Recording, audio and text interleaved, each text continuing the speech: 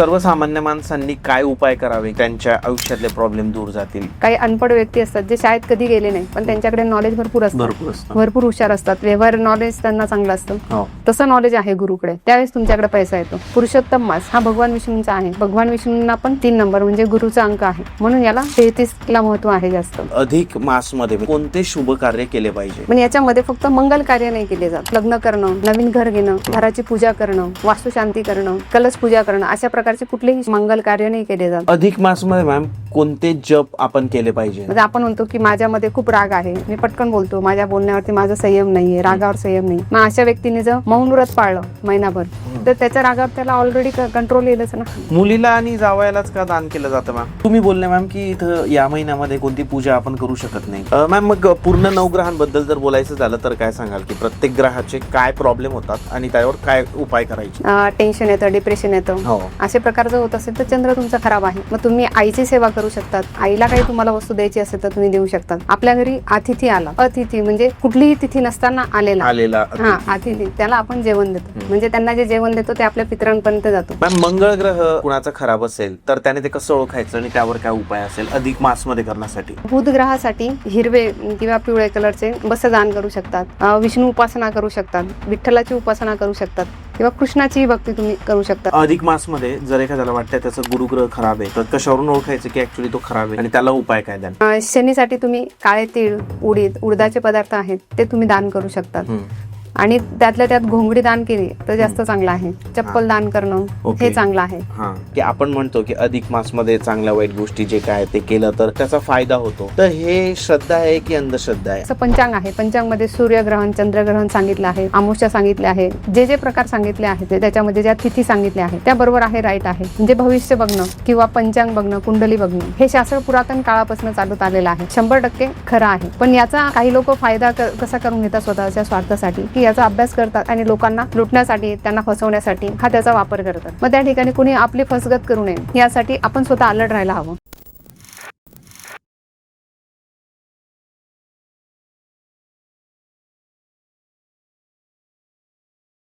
Hello guys and welcome to banter with Chetan. मित्रांनो, आज आपल्यासोबत आहे रेखा गोस्वामी मॅम. मॅम नमस्ते. नमस्ते मॅम सोबत आपण मल्टिपल पॉडकास्ट केले, अंकशास्त्रावर केलेला आहे पॉडकास्ट, त्यासोबतच अजून वेगवेगळ्या टॉपिकवर आपण पॉडकास्ट केले.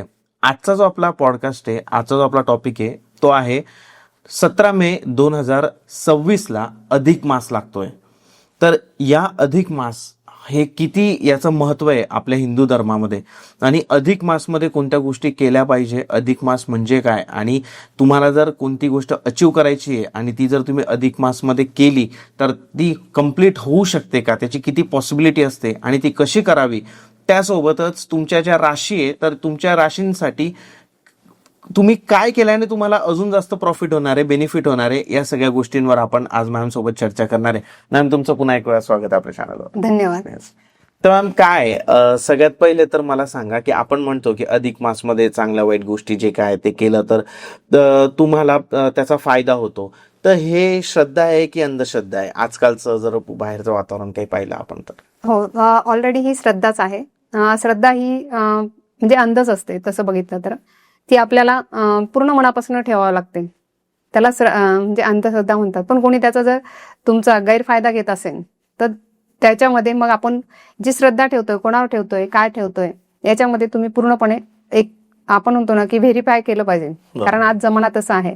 भले तुम्ही जसं आपण एखादा नंबर डायल करताना 4 वेळेस बघतो की बरोबर आहे की नाही, त्याच वेळेस कॉल लावतो, मग तो बरोबर लागतो. तसं तुम्ही जी श्रद्धा ज्या व्यक्तीवर ठेवताय मग तो व्यक्ती खरंच चांगला आहे का नाही हिची म्हणजे ही पडताळणी करून बघायला पाहिजे आणि नंतरच तुम्ही त्याच्यावरती विश्वास ठेवायला हवा. म्हणजे मग तुमचा कोणी गैरफायदा घेणार नाही. म्हणजे शास्त्र जे आहे, जसं पंचांग आहे, पंचांगमध्ये सूर्यग्रहण, चंद्रग्रहण सांगितलं आहे, अमावस्या सांगितले आहे, म्हणजे जे प्रकार सांगितले आहेत, म्हणजे त्याच्यामध्ये ज्या तिथी सांगितल्या आहेत त्या बरोबर आहे, राईट आहे. म्हणजे भविष्य बघणं किंवा पंचांग बघणं, कुंडली बघणं हे शास्त्र पुरातन काळापासून चालत आलेलं आहे. हे 100% खरं आहे. पण याचा काही लोक फायदा कसा करून घेतात स्वतःच्या स्वार्थासाठी, की याचा अभ्यास करतात आणि लोकांना लुटण्यासाठी, त्यांना फसवण्यासाठी हा त्याचा वापर करतात. मग त्या ठिकाणी कुणी आपली फसगत करू नये यासाठी आपण स्वतः अलर्ट राहायला हवं.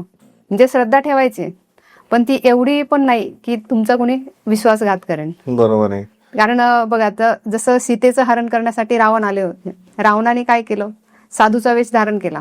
तो जर राक्षस रूपात आला असता तर म्हणजे सीता मातेच्या केसालाही हात लावू शकला नसता तो. बरोबर आहे. पण तो साधूचा वेश घालून आला आणि तेही सीता मातेने त्याला भिक्षादान करण्यासाठी गेली, पण तिनेही मर्यादा पाळली, लक्ष्मण रेषा ओलांडली नव्हती. बरोबर आहे. पण ज्यावेळेस रावणाने सांगितलं की तुझ्या पतीचा नाश होईल, संपूर्ण घरादाराचा नाश होईल, असं तिला शाप देईल मी, असं सांगितलं, आणि त्याच वेळेस तिने लक्ष्मण रेषा ओलांडली.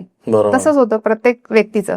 मग त्या ठिकाणी स्त्री असो किंवा पुरुष, जर तुला कोणी सांगितलं की तू असं नाही केलं तर तुझ्या फॅमिलीला आम्ही हार्म करू, तुझ्या फॅमिलीला काही त्रास देऊ, मग तू त्या सगळ्या गोष्टी करशील ज्या गोष्टी तुला नाही करायच्या. मग तसंच होतं, प्रत्येक स्त्री असो पुरुष असो, समोरचा व्यक्ती तुम्हाला इमोशनली ब्लॅकमेल करतो आणि तुमच्याकडनं त्याच्या स्वतःच्या स्वार्थासाठी ज्या गोष्टी हव्या आहे तर करून घेतो. मग तुम्हाला कोणी किडनॅप करणार असो, कोणी बिझनेसमध्ये फसवणार असो, किंवा अनेक ठिकाणी तुम्हाला कोणी फसवणारा व्यक्ती कधीच असं बोलत नाही की मी तुम्हाला फसवण्यासाठी आलोय. म्हणजे जसं मगाशी मी सांगितलं की मी तुला टेरेसवर नेलं आणि सांगितलं की मी तुला ढकलून देणार आहे, तर तू जाणार नाही. तुला माहिती हा माझा दगा फटका करणार आहे. किंवा कोणी सांगितलं की तुम्ही साधा आपण बसमध्ये ट्रेनमध्ये बसतो, कोणी एखादा व्यक्ती आपल्याशी खूप चांगला बोलतो आणि नंतर आपलं पाकिट मारून घेऊन जातो, आपल्याला कळत नाही, किंवा आपली बॅग वगैरे म्हणजे काय असेल ते चोरी करून घेऊन जातो, आपल्याला कळत नाही. आपण म्हणतो अरे हो चांगला बोलत होता माझ्याशी. म्हणजे एखादा व्यक्ती तुमच्याशी नेहमी गोड बोलतो आणि नंतर तुमचा घात करतो, पण त्यासाठी तुम्ही स्वतः अलर्ट राहायला हवं.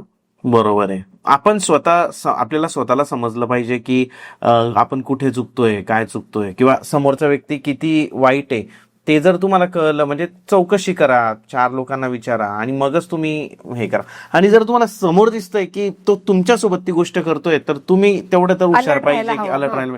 पण काय असतं की कधी कधी ना की एखाद्याच्या मजबुरीचा गैरफायदा घेतला जातो, भीती दाखवून त्यांच्याकडून ते की असं हे जर नाही केलं तर मग तुमच्या आयुष्यात असा प्रॉब्लेम होऊ शकतो असं दाखवून काही लोक ते हे करतात. त्याच्यासाठी कसं असतं की प्रत्येक परिवाराने एक गोष्ट केली पाहिजे. जसं आपण म्हणतो ना की मी रोज उठून सकाळी माझ्या फॅमिलीसाठी कामावर जातो, पगार कमवून आणलो.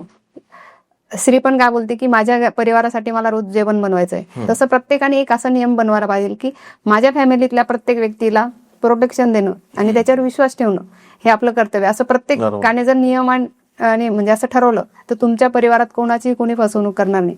पण होतं उलट, ज्यावेळेस तुम्हाला जर सांगितलं जातं की अरे म्हणजे आता समजा मी सांगितलं माझ्या घरी की अमुक व्यक्ती मला त्रास देतोय, तर मग घरातला पहिला प्रश्न कसा असतो, तू का असं केलं, म्हणजे आपण त्या व्यक्तीला ब्लेम करतो. बरोबर आहे. मग त्या भीतीने कोणीही कधी घरी सांगत नाही की माझ्याबरोबर असं झालं, कारण त्याच्यावर विश्वास ठेवण्यापेक्षा त्याच्यावर जास्त आरोप होतात.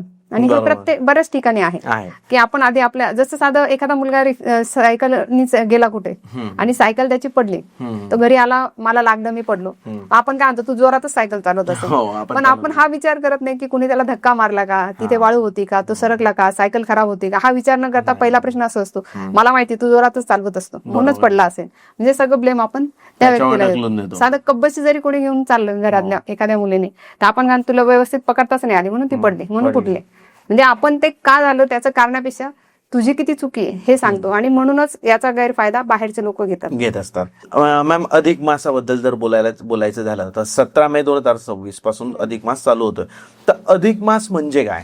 अधिक मास म्हणजे आपले जे 12 महिने असतात त्याच्यामध्ये एक 13वा महिना येतो, त्याला अधिक मास म्हणतात. अधिक मास म्हणजे एक महिना एक्स्ट्रा येतो, ओके, म्हणून त्याला अधिक मास असं म्हणतात. अधिक प्लस. मॅम, पण मग म्हणजे 12 महिने असतात, पण मग तो कसा येतो, कसं त्याचं कॅल्क्युलेशन केलं? जसं चंद्रमास म्हणजे जसं आपण बघतो ज्योतिषशास्त्र हे चंद्रावरती आधारित आहे आणि दुसरं शास्त्र जे आहे ते सूर्यावर आहे. जसं आपण म्हणतो सूर्याची फिरण्याची गती, म्हणजे जसं आपण पृथ्वी जर सूर्याभोवती फिरते जी पूर्ण फेरी करायला जो आपण म्हणतो 365 दिवसांचा 1 वर्ष होतो, कालावधी होतो, तसं चंद्राचं पण असतं. तर 354 दिवस हे चंद्राचे आहे. मग हा 11 दिवसांचा जो फरक आहे, हा फरक असा दरवर्षीचा 11 दिवसांचा 3 वर्षामध्ये एकत्र होतो, जो 30 दिवसांचा होतो. आणि मग तो दर 3 वर्षांनी येतो अधिक मास. आणि तो पूर्ण म्हणजे जसं आपण म्हणतो ना की टाइम मॅनेजमेंट, म्हणजे हे टाइम मॅनेजमेंटच गणित आहे. मॅम, पुरुषोत्तम मास म्हटलं जातं एक, तर पुरुषोत्तम मास म्हणजे काय? पुरुषोत्तम मास हे अधिक महिन्यालाच म्हटलं जातं. त्याचं कहाणी अशी आहे, म्हणजे पुरातन काळातली जी कहाणी आहे तर ती अशी आहे की प्रत्येक महिन्याला एक स्वामी आहे. प्रत्येक महिन्याचा, चैत्र महिन्याचा म्हणजे 12 महिन्यांचे एक स्वामी आहे. बरोबर. जे स्वामी आहेत ते म्हणजे सूर्य म्हणजे नारायण भगवानच आहे, म्हणजे विष्णू भगवंतच प्रत्येक महिन्याचे मालक आहेत. पण अधिक मास जो होता त्याला कुठलाही म्हणजे परमेश्वर किंवा देव नव्हता किंवा त्याला स्वामी नव्हता कोणी. मग त्यावेळेस प्रत्येक जण त्याला हीन भावनेने बघत होतं. आणि अधिक मास हा म्हणजे जसं आपण म्हणतो की एखादी गोष्ट आपण काढतो, वेगळी काढतो, तर ती वेगळी काढतो म्हणजे ती खराब आहे या दृष्टिकोनातून आपण वेगळी काढतो. याला मलमास पण त्याच्यामुळेच म्हटलं जातं. मग मलमास म्हणजे तो योग्य नाही आहे, त्याच्यामध्ये शुभ कार्य करायला नको म्हणून लोक त्याच्याकडे हीन भावनेने बघत होते. ओके. मग त्यावेळेस जसं आपण बोलतो की आपण ज्यावेळेस वाईट परिस्थितीत असतो तो परमेश्वराकडे जातो. मग तसंच हा महिनाही ज्यावेळेस विष्णू भगवंताकडे गेला, विष्णू भगवंताकडे त्याने त्याचं दुःख सांगितलं की मला कोणीच पूजत नाही किंवा मला हीन भावनेने बघितलं जातं, शुभ कार्य माझ्या ह्याच्यात कोणी करत नाही. मग त्यावेळेस विष्णू भगवंताने सांगितलं की कृष्ण अवतार म्हणजे श्रीकृष्ण यांनी त्याचा स्वीकार केला आणि त्यांचं नाव आहे, श्रीकृष्णाचं नाव आहे पुरुषोत्तम. मग त्यांनी त्यांचं स्वतःचं नाव त्याला दिलं त्या महिन्याला. मग त्याच महिन्याला तेव्हापासून मग अधिक महिन्याला पुरुषोत्तम मास हे नाव पडलं. आणि पुरुषोत्तम मासामध्ये कुठल्या प्रकारचे शुभ कार्य नाही केले जात, पण दान धर्म वगैरे हे केले जातात. ओके, शुभकार्य नाही केले जात बट दान धर्म केले जातात. मॅम पण मग हे दरवर्षी का नाही येत मग? कारण एवढं जर महत्व आहे याचं की आपण म्हणतो की कृष्णाने त्याचं नाव दिलेलं आहे, तर मग हे प्रत्येक वर्षी का नाही येत? प्रत्येक वर्षी याच्यासाठी नाही येत कारण हा दर 3 महिन्याचा म्हणजे प्रत्येक वर्षाचा 11 दिवसांचा फरक आहे. बरोबर आहे. म्हणजे प्रत्येक वर्षी फक्त 11 दिवस एक्स्ट्रा होतात. हा, मग हे 3 वर्षाचे कॅल्क्युलेट होतात, 11 11 11 ओके, असे 3 महिन्याचे होतात. म्हणून मग तो दर 3 वर्षांनी येतो. हो मॅम. वैज्ञानिक दृष्ट्या जर पाहायला गेलं आपण सायंटिफिकली, तर अधिक मास बद्दल तुम्ही काय सांगाल? अधिक मास हा पूर्ण खगोलशास्त्रानुसारच आहे. म्हणजे जसं बघितलं तर खगोलशास्त्र म्हणजे सूर्य आणि चंद्र ह्या दोघांच्या गतीतला फरक आहे. म्हणजे दोघांची जी गती आहे फिरण्याची, त्या गतीचा फरक आहे. तो फरक संतुलित राहण्यासाठी हा महिना आहे. म्हणजे याच्यामध्ये थोडक्यात जर अधिक महिना जसं आता ज्येष्ठ अधिक आलेला आहे, तर ज्येष्ठ महिन्यामध्ये जे काही सणवार येणार आहेत, जसं ज्येष्ठ महिन्यामध्ये आपण बोलतो की ज्या वेगवेगळे सण आहेत. म्हणजे अधिक महिन्यामध्ये वट सावित्री पौर्णिमा येते, जसे सण आहेत किंवा आपण ऋतूही म्हणतो की त्या ऋतूनुसार आपण पेरणी केल्या जाते, शेतकरी आपली पेरणी करतात, सण असतात. ह्या सगळ्यांचं संतुलन राखण्यासाठी तो अधिक महिना आहे. म्हणजे तो एक्स्ट्रा आहे त्याच्यासाठी, म्हणजे ते संतुलन राहण्यासाठी, थोडक्यात time management. Okay, time management केलं जातं. मॅम काय सांगाल की अधिक मास मध्ये, म्हणजे आपण अधिक मास म्हणतो याला, अधिक महिन्याला ना, पुरुषोत्तम मास, पुरुषोत्तम मास, अधिक मास, तर या महिन्यामध्ये कोणते शुभ कार्य केले पाहिजे? याच्यामध्ये शुभ कार्य जसं दान धर्म आहे, तीर्थस्नान आहे, जप आहे, पुरुषोत्तम मासाची कथा आहे, पोथी आहे, ती तुम्ही वाचू शकतात. याच्यामध्ये मौन व्रत आहे ते धारण करू शकतात. पण याच्यामध्ये फक्त मंगल कार्य नाही केले जात. तर ते मंगल कार्य म्हणजे जसं लग्न करणं, नवीन घर घेणं, घराची पूजा करणं, वास्तुशांती करणं, कलश पूजा करणं, अशा प्रकारचे कुठलेही शुभ मंगल कार्य नाही केले जात. पण जे दान धर्म केले जातात ज्याच्याने तुम्हाला पुण्य मिळणार आहे आणि तुम्ही तुमच्या स्वतःचं जे तुमच्या इच्छित कार्य आहे ते तुम्हाला पूर्ण करण्यासाठी ज्या ज्या गोष्टी करायच्या आहेत, जसं व्रत वैकल्य म्हणतो आपण, त्या प्रकारचे व्रत वैकल्य या अधिक महिन्यामध्ये केले जातात. हो, म्हणजे या महिन्यामध्ये तुम्ही दान धर्म करू शकता, बट पूजा किंवा सत्यनारायण, लग्न असे शुभ काम नाही होत या महिन्यामध्ये. त्याचं कारण मग का म्हणजे मला म्हटलं जायचं त्याला म्हणून मग का, की म्हणजे का मला मास म्हणजे जसं मी सांगितलं ना की एक्स्ट्रा आहे ह्या तिथी याच्यामध्ये. जसं आपण याच्यामध्ये येतो फेब्रुवारी महिन्यामध्ये 28 आणि 29 तारीख. 29 तारीख ही काय एक वेळेस येते तर काही वेळेस नाही येत. बरोबर, 28 पर्यंत येते, 30 तारीख नाही. म्हणजे त्याप्रमाणे हा मास आहे. ह्या मासामध्ये ज्या तिथी आहेत ह्या दर 3 वर्षांनंतर येणार आहे. मग जर तुम्ही याच्यामध्ये हे कार्य केले, शुभ कार्य केले काही, तर ते गृहीत धरल्या जात नाही. थोडक्यात अधिक मास मध्ये मॅम कोणते जप आपण केले पाहिजे? जप म्हणजे नारायणाचं नाव घेतलं पाहिजे, इष्टदेवतेचं नाव घेतलं पाहिजे. तुम्हाला जर तुमच्या कुंडलीतले ग्रह आहेत जे तुम्हाला स्ट्रॉंग करायचे आहे, ज्यांचे शुभ तुम्हाला आशीर्वाद हवे आहेत, ते तुम्हाला करायचे आहे, तर ते तुम्ही करू शकता. नाही तर मग पोथीमध्ये बऱ्याच गोष्टी दिलेल्या आहेत, नियम दिलेले आहेत पुरुषोत्तम मासाच्या पोथीमध्ये. त्या नियमाप्रमाणे, त्या पोथीप्रमाणे तुम्ही करू शकता. गोघास देऊ शकतात, गाईला घास द्यायचा आहे महिनाभर किंवा 3 दिवस द्या किंवा 1 दिवस, असं तुम्ही ठरवून घ्यायचं. तुम्हाला शक्य असेल तेवढ्या दिवस तुम्ही द्यायचं आहे. ओके. आणि नामस्मरण महिनाभर तुम्ही इष्टदेवतेचं नाव घ्या किंवा विष्णू भगवंताचं आणि कृष्णाचं यापैकी कुठल्याही देवतेचं तुम्ही नाव घेऊ शकता, नामस्मरण करू शकतात. त्याचे पण नियम आहे. 1 दिवसाचा व्रत आहे, 3 दिवसाचा आहे किंवा पूर्ण महिनाभर तुम्ही करू शकता. आणि देवदर्शन या अधिक महिन्यामध्ये तुम्ही पुरुषोत्तम मासामध्ये देवदर्शन करू शकतात, तीर्थयात्रा करू शकतात. ज्या ठिकाणी तीर्थस्नान आहे त्या ठिकाणी स्नान करू शकतात, जसं गंगा, गोदावरी, नाशिक ह्या ठिकाणी किंवा तुमच्या सिटीजवळ जे कुठलं नदी आहे त्या नदीमध्ये जाऊनही स्नान करायचं आहे, दीपदान करायचं आहे. आणि दान करताना बाहेर आल्यावर समजा ब्राह्मण असेल तर त्यांनाही दान करायचं आहे. ओके. पण दान करताना एक आहे की दान आपण ज्या व्यक्तीला देतो त्यावेळेसही म्हणायचा एक श्लोक आहे, तो मी माझ्या चॅनलवर टाकेन. ओके. एक कुठला श्लोक आहे तो तुम्ही बोलू शकता. आणि याच्यामध्ये नियम असा आहे की जर मी तुम्हाला दान देते तर घेताना म्हणजे समजा तुम्ही मला देत आहात तर मी पण घेताना एक श्लोक म्हणायचा आहे. तो कुठला श्लोक आहे तो पण मी माझ्या चॅनलवरती टाकेन. अपलोड करायला. म्हणजे श्लोक घेताना पण म्हणायचं आहे. थोडक्यात त्या श्लोकाचा अर्थ असा आहे की जसं मी ह्या व्यक्तीला हे दान देत आहे तर जसं आपण म्हणतो की मी या व्यक्तीला देत आहे जी वस्तू त्या व्यक्तीला त्याचा पूर्ण उपभोग होईल, त्याला त्याचा फायदा होईल. आणि ज्यावेळेस आपण हे दान घेतो त्यावेळेसही त्या व्यक्तीने असं म्हणायला हवं. थोडक्यात त्या श्लोकचा अर्थ असा आहे की मी जर याच्याकडनं घेत आहे तर याची संपत्ती जी आहे ती कमी होण्यापेक्षा परमेश्वरा याला अजून संपत्ती दे, जेणेकरून तो अजून लोकांना दान करू शकेल. बरोबर. म्हणजे त्याची पण वाढली पाहिजे आणि त्याला त्याचं मूर्तीचं पुण्य जे काही पुण्य आहे परमेश्वरा ते त्याला दे. म्हणजे माझ्यामध्ये पण अहंकार यायला नको किंवा गर्व यायला नको, मी हे घेत आहे. आणि ज्यावेळेस आपण दान करतो त्यावेळेस पण परमेश्वराला की हे मी नाही देते, हे परमेश्वरा तुम्हीच देत आहे. बरोबर. म्हणजे आपल्यामध्ये पण दान देताना कुठलाही गर्व नको आणि समोरच्याला चांगलं वाटलं पाहिजे, त्याचा फायदा झाला पाहिजे. हे त्याच्यामध्ये म्हणजे त्याचा मागचा अर्थ आहे. पण तो श्लोक आहे तो मी चॅनलवर टाकेल. तो पुरुषोत्तम मासाची पोथी आहे, अधिक मास पोथी म्हणतात. ती पोथी तुम्ही त्याचंही पारायण 3 दिवसाचं, 1 दिवसाचं किंवा पूर्ण महिनाभराचं असतं, ते पण तुम्ही करू शकतात. आणि त्याच्यामध्ये संपूर्ण माहिती दिलेली आहे. म्हणजे त्या पोथीमध्ये पण तुम्हाला दान करतानाचा श्लोक पण आहे दिलेला. काही ठिकाणी असतो, काही पोथीमध्ये आहे की नाही माहित नाही, पण दोन्ही श्लोक आहेत त्याच्यामध्ये. आणि याचे काही नियम आहेत वेगवेगळे उपासनेचे. म्हणजे काही ठिकाणी मौन व्रत आहे, काही ठिकाणी तुम्ही एकाच वेळेस तुम्ही जेवण करू शकता. म्हणजे सकाळी उपवास करायचा, संध्याकाळी जेवण करायचं, किंवा 3 दिवस तुम्ही पूर्ण उपवास करू शकता, 3 दिवसानंतर उपवास सोडू शकता. किंवा जेवताना मौन भोजन, म्हणजे जेवताना तुम्ही बोलायचं नाही. ओके. असं पण याच्यामध्ये नियम आहेत. किंवा ताटात जेवढं वाढलं तेवढंच खायचं, परत मागायचं नाही. म्हणजे असे त्याच्यात नियम आहेत.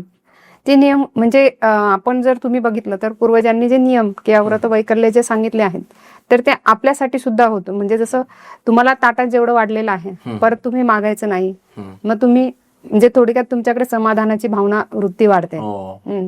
प्लस तुम्ही ज्यावेळेस जेवताना काही बोलत नाही. आपण बराच वेळेस जेवताना बोलतो ह्याच्यात मीठ कमी झालं, या चवच नाही, असं आपण अनेक म्हणजे अन्न हे पूर्ण ब्रह्म आहे, पण आपण त्याला बऱ्याच वेळेस नावं ठेवून किंवा काही ना काही बोलून ते जेवण करतो. मग तो तुमच्याकडनं होऊ नये. संयमाने जे ताटात आलेलं आहे ते तुम्ही खायचं आहे.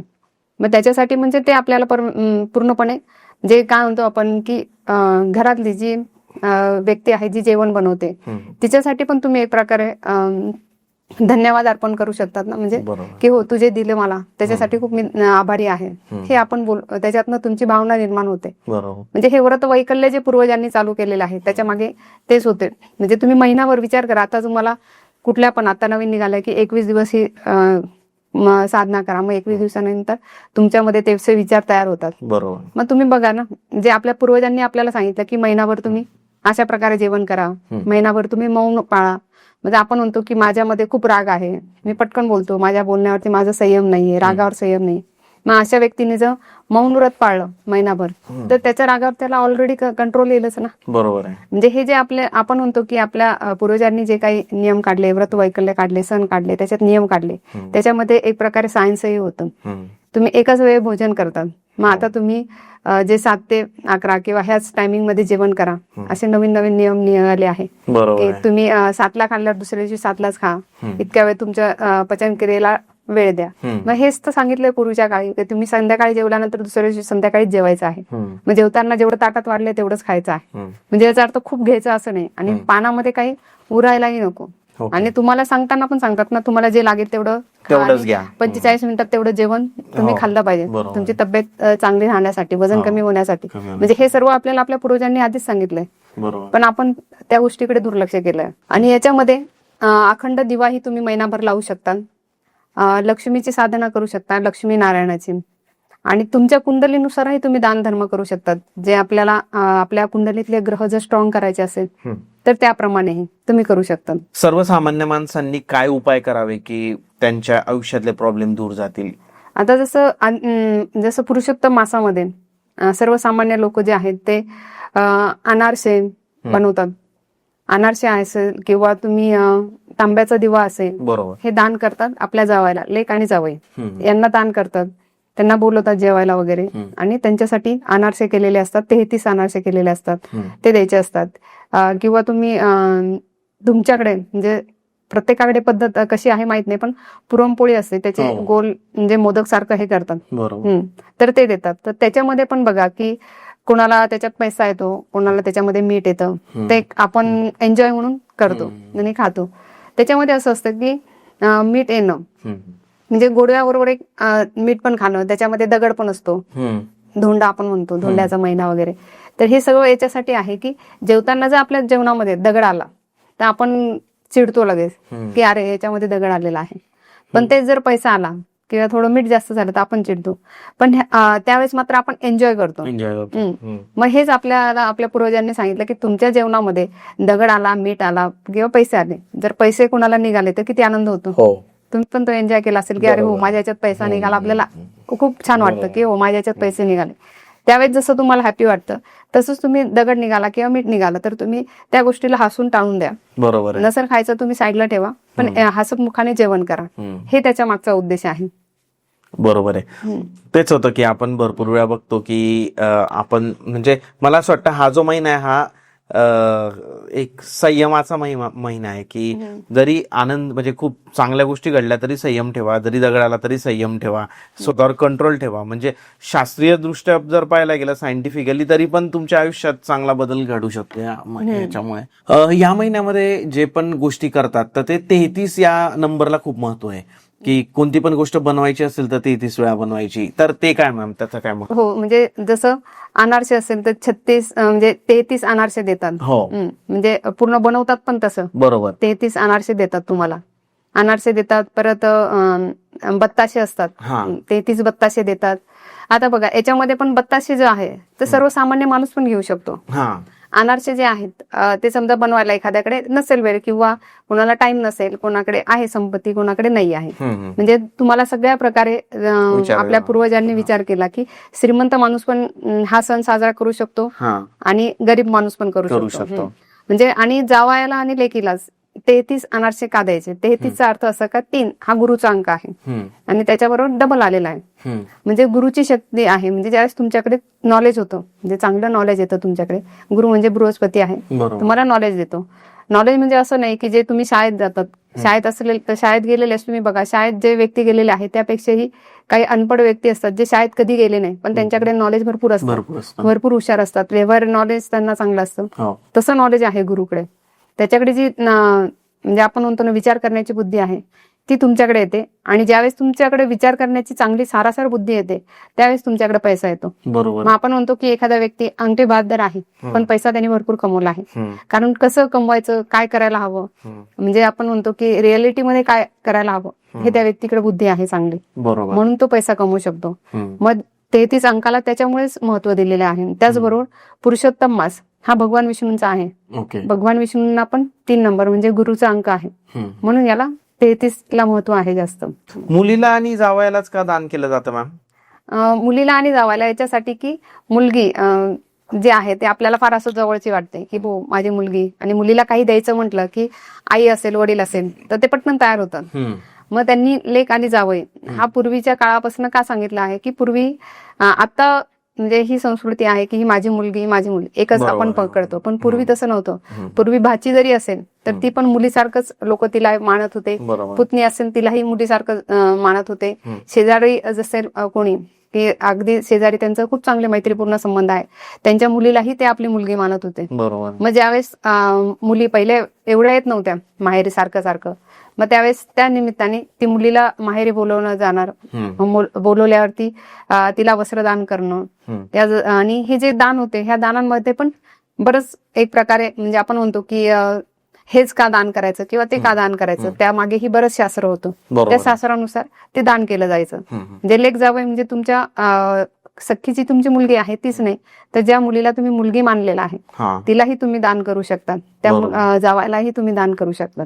ओके, म्हणून ते लेक जावई त्याचा काय फायदा होतो?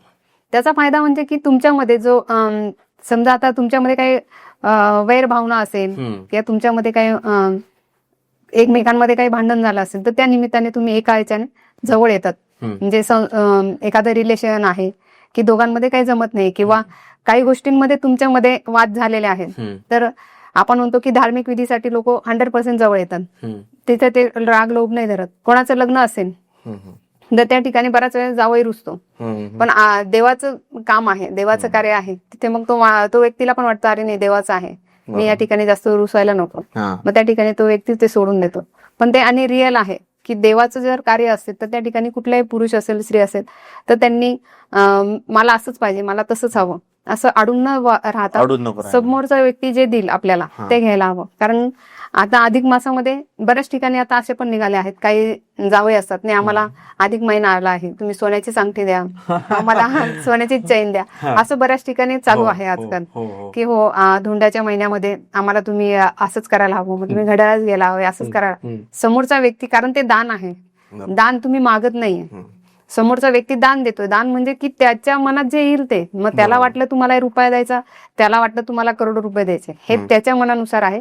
आणि दान हे माणूस आपल्या कॅपॅसिटीनुसार करतो. म्हणजे तुम्ही उद्या मंदिरात जरी गेले तर मंदिरामध्ये देवाचे जरी आपण दानपेटीमध्ये पैसे टाकायचे ठरले, तुमच्या खिशात 1000 रुपये असतात, पण तुम्ही विचार करता नाही मी 500 रुपये टाकतो, 500 रुपये मला स्वतःला ठेवतो, हा विचार करून तुम्ही दान करतात. मग समोरच्याला जेव्हा तुम्ही दान करतात त्यावेळेस तुमच्या कॅपॅसिटीनुसार करतात. म्हणून घेणाऱ्याने कधीही अशी अपेक्षा नाही करायची की मला हेच मिळायला हवं, मला त्यांनी तेच द्यायला हवं, कारण त्यावेळेस तो माणूस देणारा देईल, त्याला त्याचं पुण्य मिळेल, पण ज्यावेळेस तुम्ही घेतात तर तुम्हाला त्याचं पुण्य नाही मिळणार.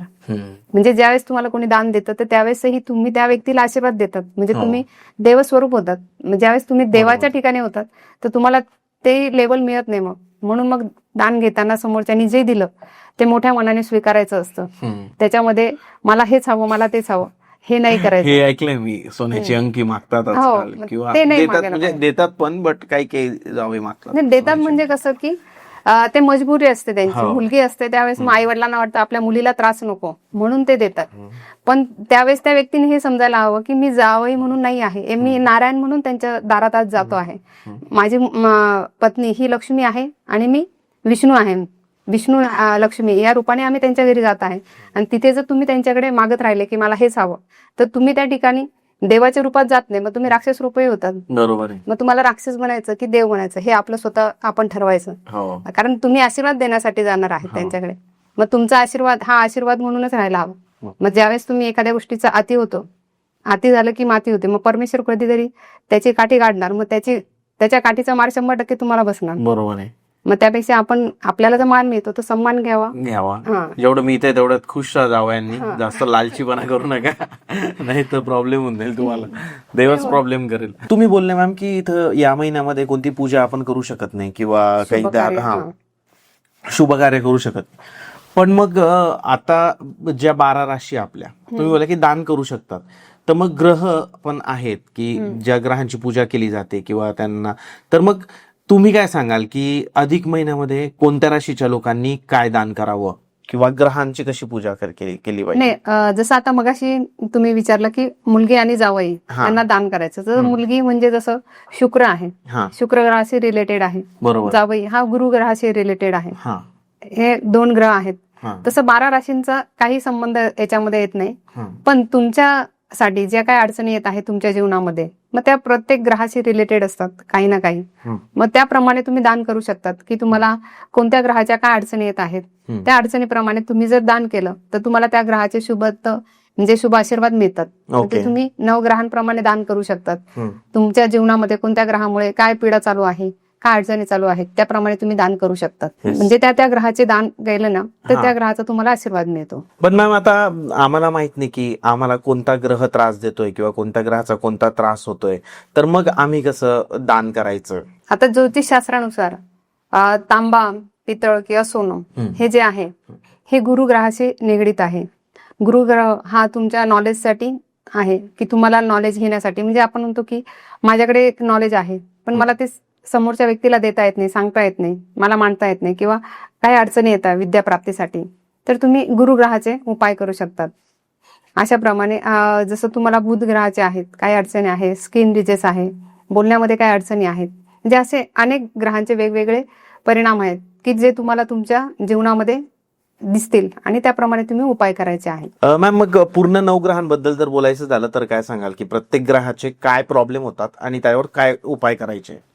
जसं सूर्य आहे, सूर्य हा आत्मविश्वासाचा कारक आहे, त्याचप्रमाणे सूर्याला आत्मकारक ग्रह पण म्हटलेला आहे. सूर्य हा तांब आणि सोनं याचं प्रतीक आहे. मग तुम्ही ह्या अधिक महिन्यामध्ये तुमच्या घरामध्ये जर कोणाला सोनं दान करायचं असेल तुम्ही सोनं दान करू शकता.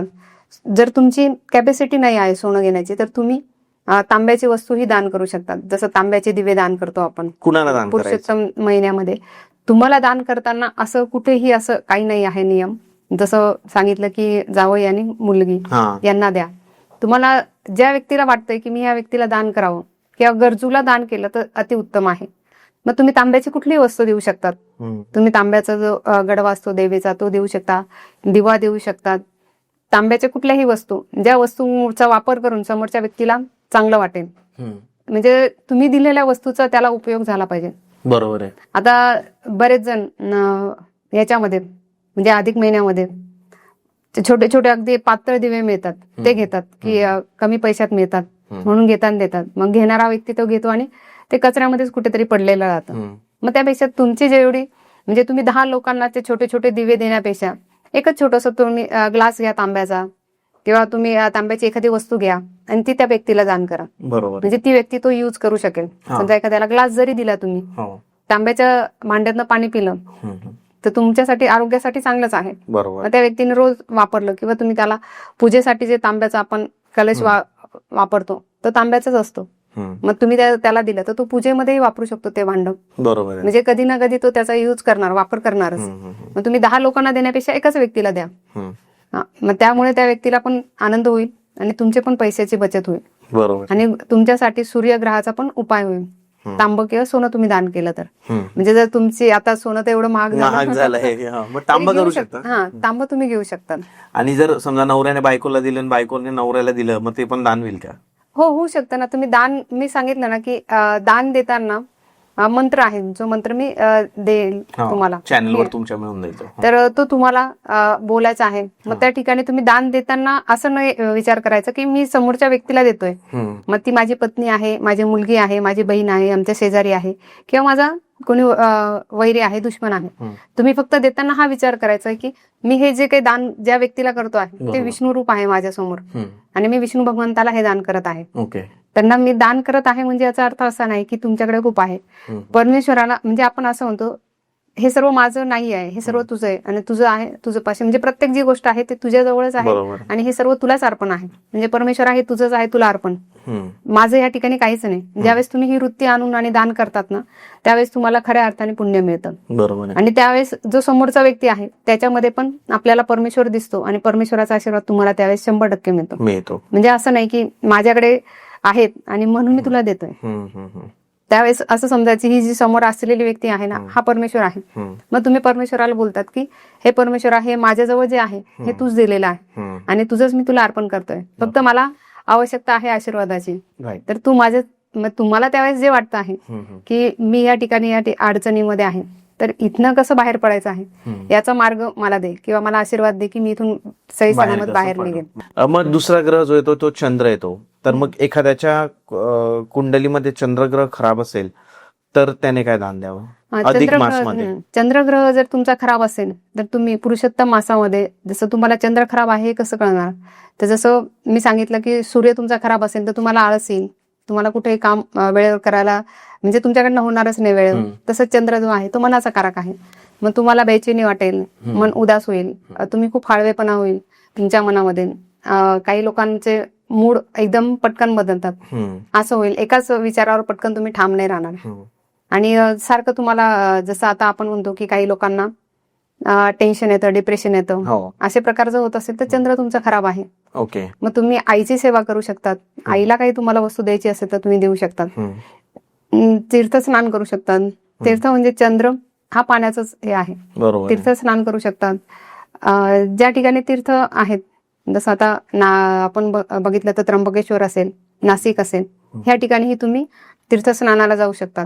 जर तुमच्या आजूबाजूला तीर्थस्नान नाही, आपण म्हणतो की तुम्हाला गंगेवरच जायला हवं, साधी विहीर जरी असेल आणि त्या पाण्याला तुम्ही गंगेचं स्तोत्र म्हणजे कुठलं स्तोत्र म्हणायचं आहे हे पण मी तुम्हाला आंघोळ करताना म्हणायचं कुठलं स्तोत्र आहे हे पण माझ्या चॅनलवर मी देईन.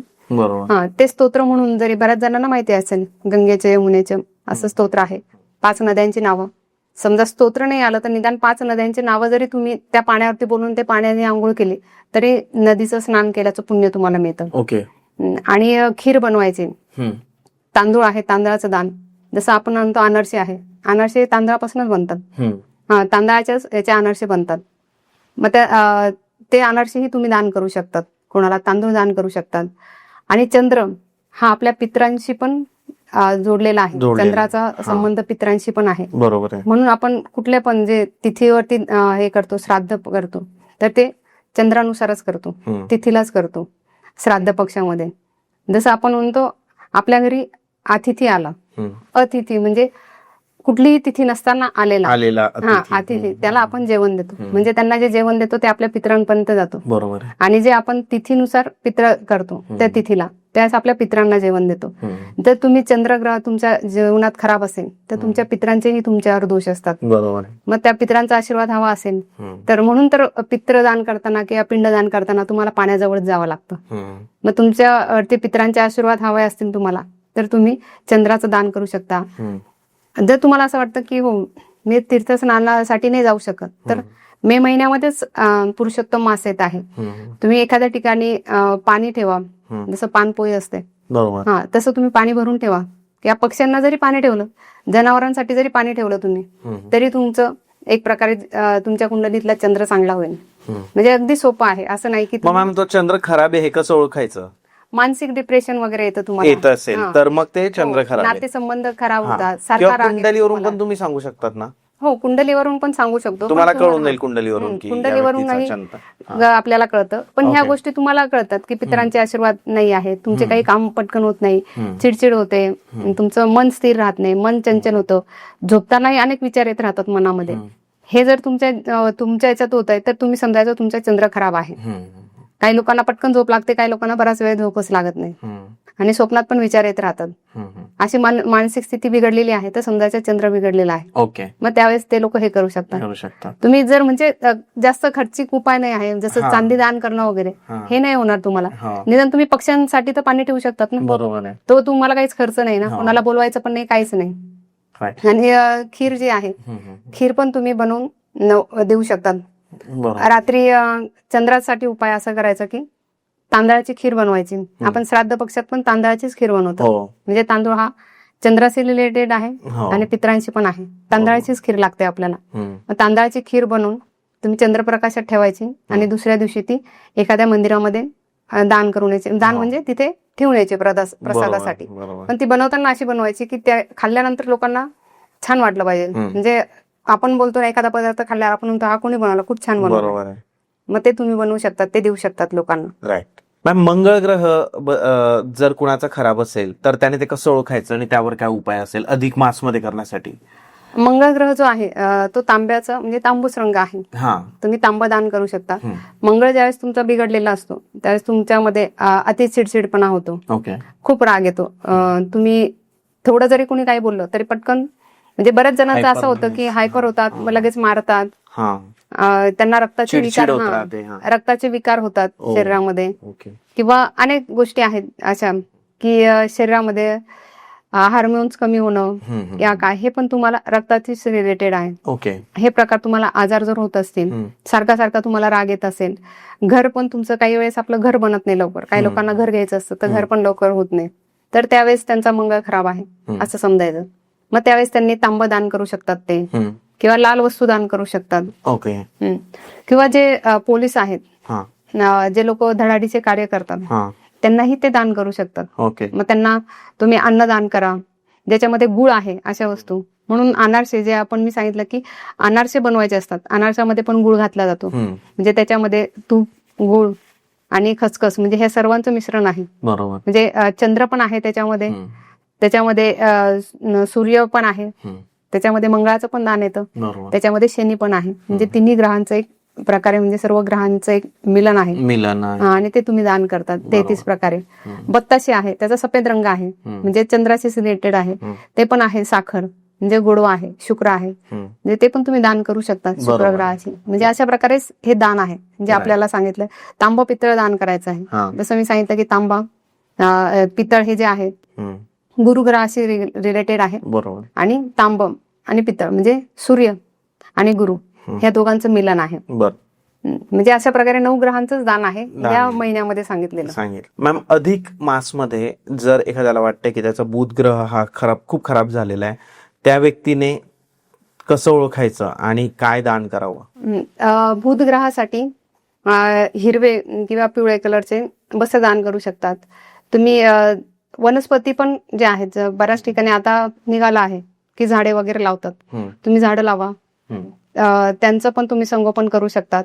तुम्हाला स्किन डिजीज असेल, तुम्हाला शिक्षणामध्ये काय अडचणी येत असेल, मुलांसंबंधी काही तुम्हाला म्हणजे आपण म्हणतो की आपल्या मुलं आहेत जे शाळेमध्ये चांगला अभ्यास करत नाही, मग त्या मुलांसाठी पण त्यांनी ते करू शकतात. विष्णू उपासना करू शकतात, विठ्ठलाची उपासना करू शकतात. जर तुम्हाला जवळच विठ्ठल मंदिर असेल तर विठ्ठल मंदिरातही तुम्ही जा, विष्णू मंदिरातही जा, किंवा कृष्णाची भक्ती तुम्ही करू शकता. त्यावेळेस कसं ओळखायचं की प्रॉब्लेम, तुम्हाला स्किनचे प्रॉब्लेम असतील, स्किन प्रॉब्लेम असेल, बोलण्यामध्ये काय अडचण येत असेल, किंवा तुम्हाला अनेक ठिकाणी असं होतं की माझ्या बोलण्यामुळे अनेक जणांचे गैरसमज होता, म्हणजे मी बोलायला एक जातो आणि समोरचा वेगळाच अर्थ घेतो. तुमचा बिझनेस किंवा तुम्ही ऑफिसमध्ये जे काय कार्य करत असाल तर त्याचं व्हॅल्युएशन तुम्हाला चांगलं मिळत नाही. मी जे काम केलं त्याचं तुम्हाला मोबदलाच मिळत नाही, तर तुमचा बुध खराब आहे. मग बुध ग्रहासाठी ते उपाय तुम्ही करू शकता. जर तुम्ही म्हणजे आता तुम्हाला 1 महिना आहे, त्या महिन्यामध्ये जो ग्रह तुमचा स्ट्रॉंग करायचा आहे त्याचे तुम्ही दान करू शकता. जसं वस्त्र दान करू शकतात बुध ग्रहासाठी, कापूर दान करू शकतात बुधसाठी. कापूर जो आहे कापूर पण तुम्ही देऊ शकतात. गाईला हिरवा चारा घालू शकतात. मग त्यावेळेस तुम्ही ठरवायचं की 3 दिवस मी गाईला चारा देईन हिरवा. मग हिरवा चाऱ्यामध्ये पालक ही म्हणजे पालकाची जी भाजी असते तर ती जर गाईला दिली तर जास्त चांगला आहे.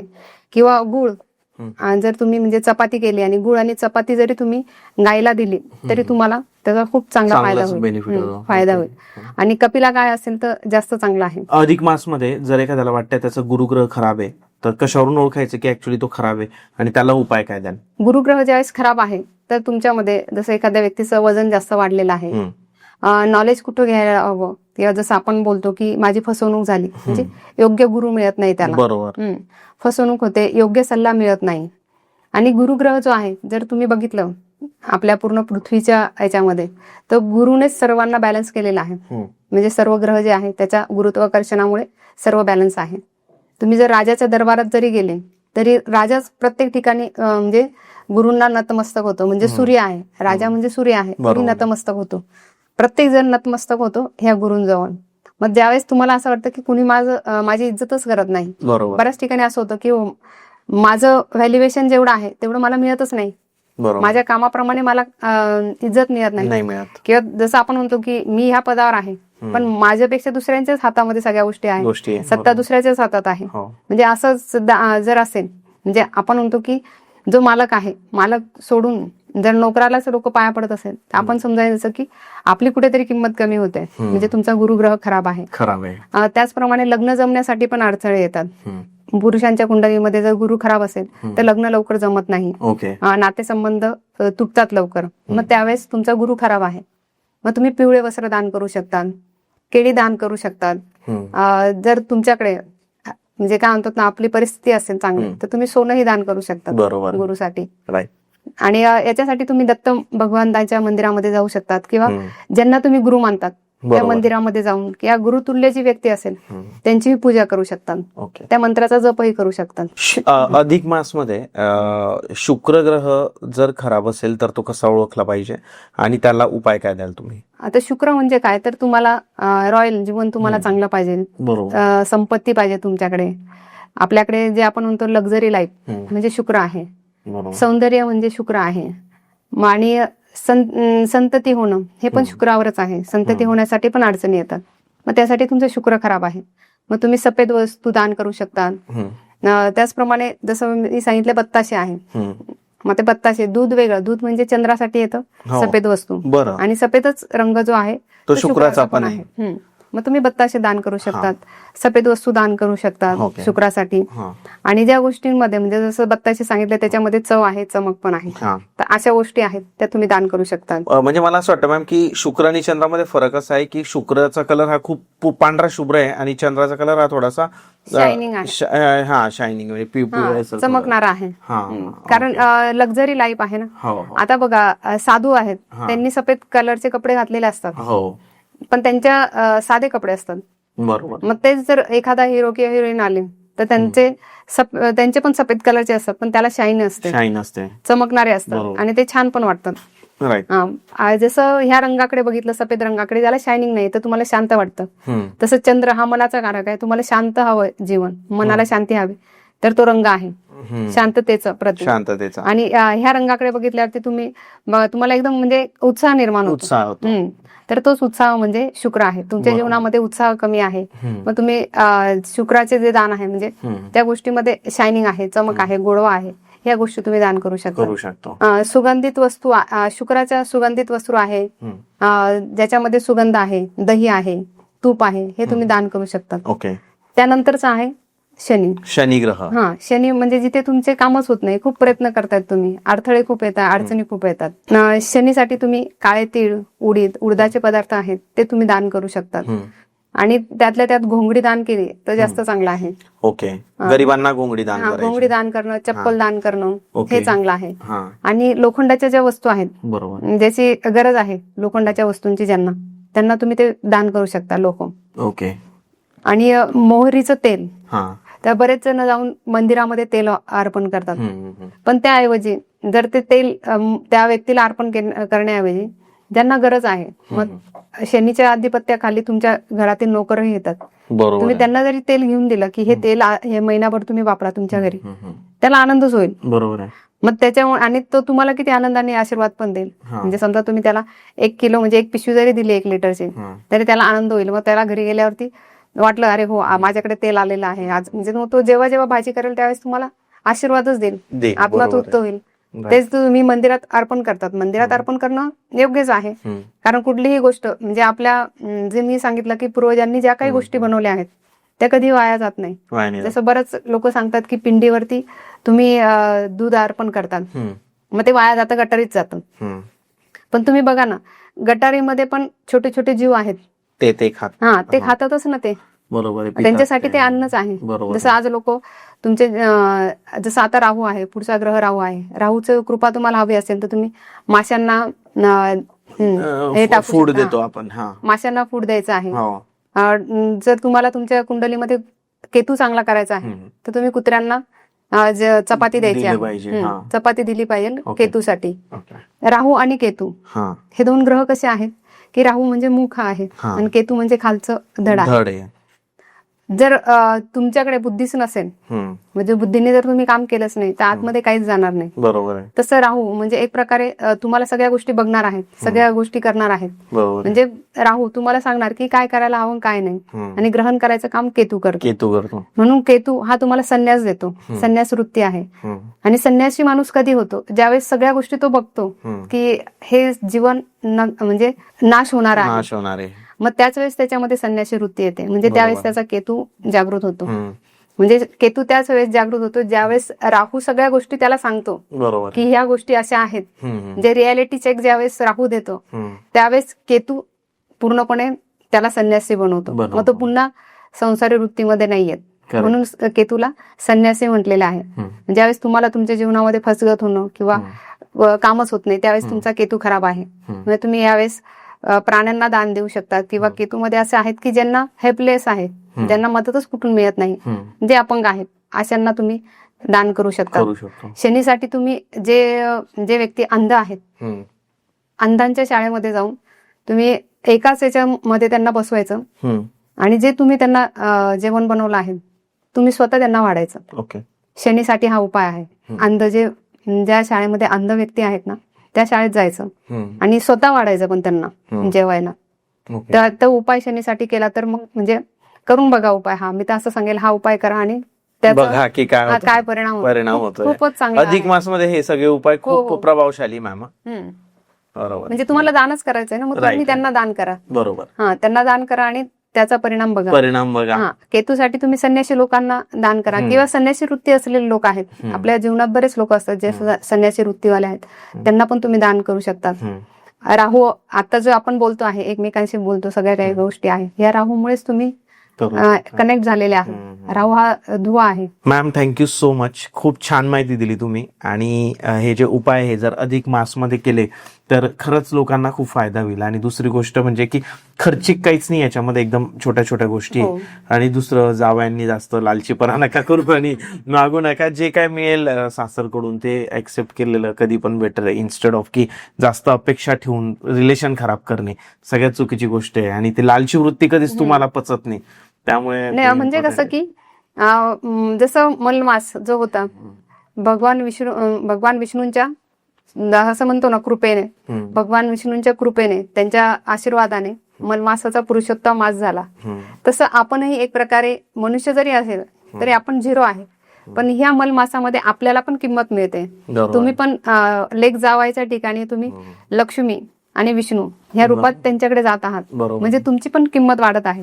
तर वाढलेली किंमत ही तुम्ही चांगल्या प्रकारे घ्या. तुम्ही वाढलेल्या अपेक्षाने तुमची किंमत कमी करून घेऊ नका.